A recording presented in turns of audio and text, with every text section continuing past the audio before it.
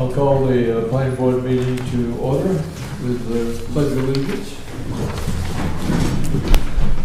Pledge allegiance to the flag of the United States of America and to the republic for which it stands, one nation, under God, indivisible, with liberty and justice for all.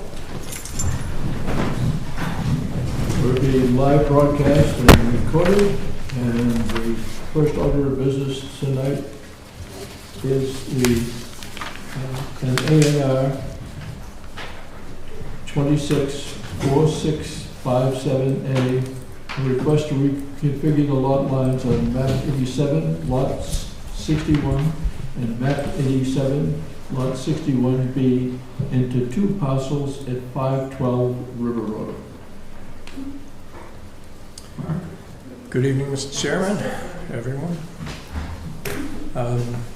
For the record, my name is Mark Boucher with CAB Engineering Solutions, and we're here this evening with a property that I think some of you are familiar with at this point. We've done several reconfigurations of the property. I believe this is likely to be the last. Can't guarantee, but I believe it is. The plan we have before you at 512 River Road is showing the reconfiguration of two lots on this property into two new lots, no additional lots being created. There is no change to the frontage for either lot from previous plans. But the house at 512 is on approximately 60,000 square feet of area with no wetland. The larger house, which is shown on this plan is 510, gains its frontage from Rosemary's Way. 512 is getting frontage from River Road and has more than the required area at approximately 3.5 acres and more than the required upland over 30,000 square feet. You'll notice that a large portion of what we show now as Lot 8 containing 512 River Road is actually being restricted by the owner from any further activity in order to maintain their buffer. The driveway accessing the larger house on the river is partly on Lot 9 and partly contained in an easement on Lot 8. It is not a shared driveway. It's exclusive use for the house to the east. I would be happy to answer any questions, or if the board... Are you moving a lot line, and if so, could you show Yes. us how you're doing that? It's light in this, but the original lot line came from the same point. It's shown dashed on the plan. It followed down here and then jogged over and around the existing house, came back up in here, which put the riverfront with 512. Now this lot is being cut off down here, and the riverfront area is being maintained with what was shown as being lot 9. Thank you. So that rear parcel that fronts on the river, was that part of Lot 8? The previous portion? Previously. It was, we didn't repeat the lot numbers on the plans. It was previously shown, I believe, as lot either 6 or 7 on a previous iteration of the property. And the reason for doing that is basically we follow generally, I've always followed the lane court method of not reconfiguring lots and reusing lot numbers to avoid mistaken references and conveyancing. So the waterfront portion that is now part of Lot 9 was in fact with the previous lot that contains house number 512.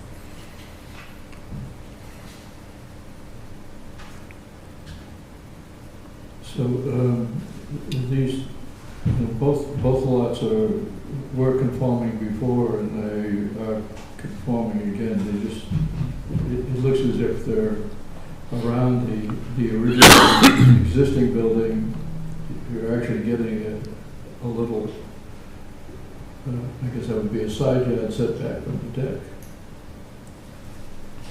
Yes. Are there any further questions? You want a motion, or do you want staff? Staff? Sure. So Mr. Boucher is presenting a plan that reconfigures the lot lines of map 87, lot 61, and lot 61B into these parcels identified as 8 and 9.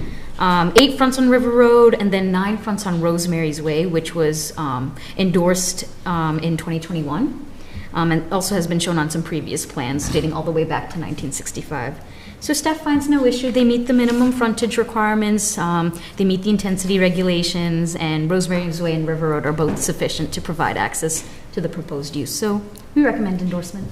Thank you. Is there a motion to that? Yep, I'll move, Mr. Chair, to endorse the approval not required plan for Brian and Kristen Mullane, case 264657A, for the reconfiguration of map 87 lot 61 and map 87 lot 61B at 512 River Road, because it meets the A&R endorsement requirements under Mass General Laws, Chapter 41, Section 81P. Second. All in favor? Aye. That's unanimous. Thank you very Thanks a much. lot. Thank you. Next order of business is Francis State, project 24-037C, endorse the homeowners association incorporating edits from the June 16th planning board meeting. So these edits came in before we had a chance to put the updated HOA into your packet, but I do have a full printed out version here that I'm going to pass along with the signature page.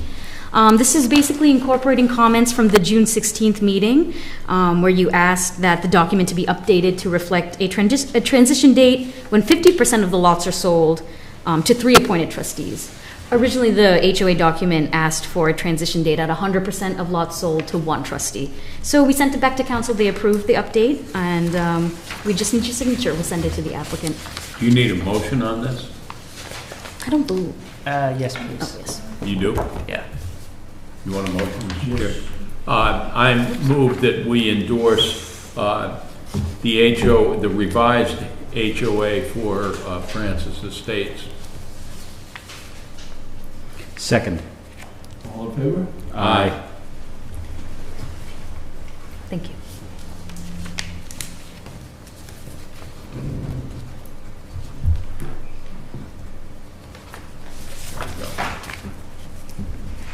While we're doing that, the next order of business is the planner's report. 2 quick updates on the planner's report to ongoing projects.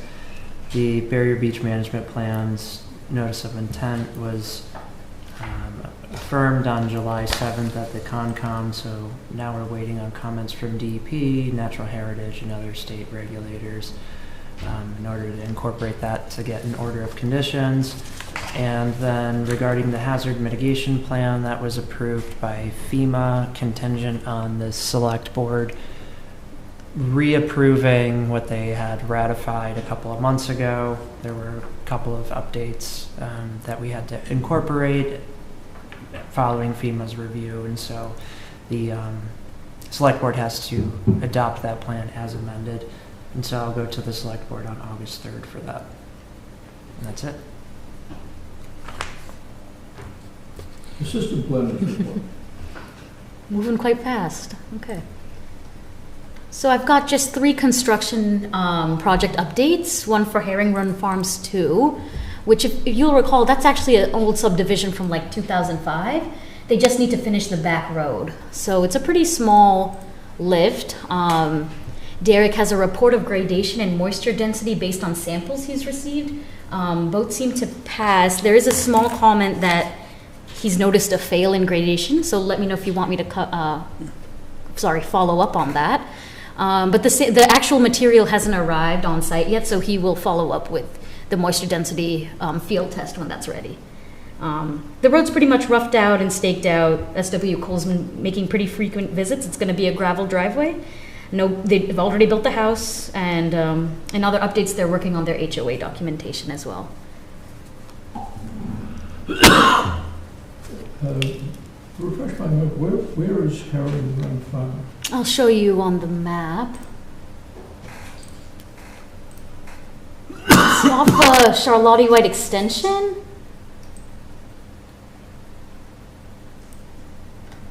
There you go. So it's just these two plots here. This one's assessed to Drift Road. It's this large plot in the back, then this one on the side here. And then this is this 88? Charlotte White, yeah, Yep, that's extension, and I Extension. think this is 88. Yep. okay. Moving on, we can go to 854 State Road.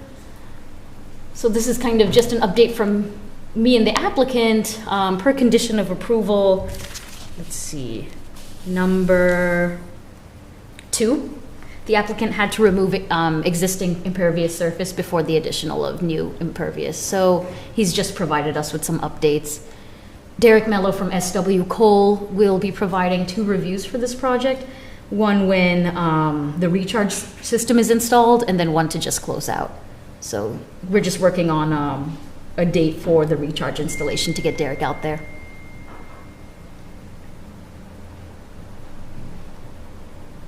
And then lastly, this came in on Monday, so I don't have a printout for you, but I have it up here on the screen.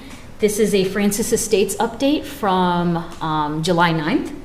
So there's still rough grading on site. Tracy from NBL needs to witness the basin excavation, so that's going to be the likely next visit. We're coordinating that date currently. So she's just commenting that drainage hasn't really arrived yet, but the road is rough graded.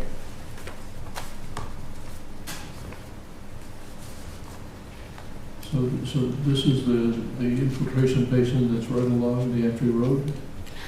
I believe so. I can double check on the plan which one is basin 1 specifically. Give me 1 second.